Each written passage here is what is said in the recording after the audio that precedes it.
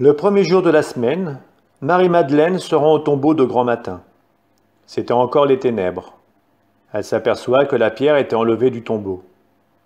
Elle court donc trouver Simon-Pierre et l'autre disciple, celui que Jésus aimait, et elle leur dit « On a enlevé le Seigneur de son tombeau, et nous ne savons pas où on l'a déposé. » Pierre partit donc avec l'autre disciple pour se rendre au tombeau.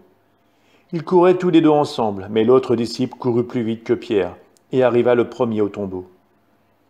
En se penchant, il s'aperçoit que les linges sont posés à plat. Cependant, il n'entre pas. Simon-Pierre, qui le suivait, arrive à son tour. Il entre dans le tombeau, il aperçoit les linges posés à plat, ainsi que le suaire qui avait entouré la tête de Jésus, non pas posé avec les linges, mais roulé à part à sa place. C'est alors qu'entra l'autre disciple, lui qui est arrivé le premier au tombeau. Il vit et il crut. Jusque-là, en effet, les disciples n'avaient pas compris que, selon l'Écriture, il fallait que Jésus ressuscite d'entre les morts. Ensuite, les disciples retournèrent chez eux. Marie-Madeleine se tenait près du tombeau, dehors, tout en pleurs. Et en pleurant, elle se pencha vers le tombeau.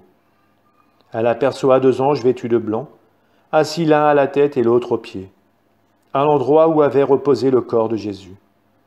Ils lui demandent « Femme, pourquoi pleures-tu » Elle leur répond « On a enlevé mon Seigneur, et je ne sais pas où on l'a déposé. » Ayant dit cela, elle se retourna.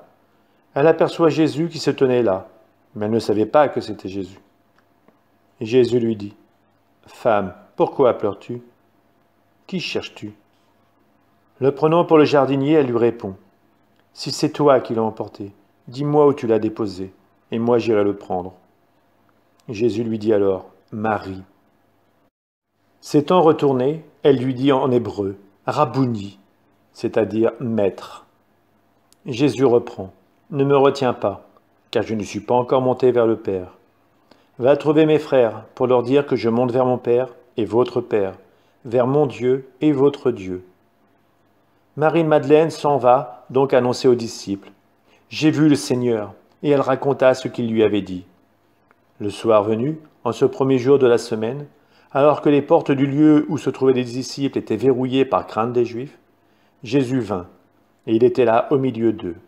Il leur dit « La paix soit avec vous. » Après cette parole, il leur montra ses mains et son côté. Ses disciples furent remplis de joie en voyant le Seigneur. Jésus leur dit de nouveau « La paix soit avec vous.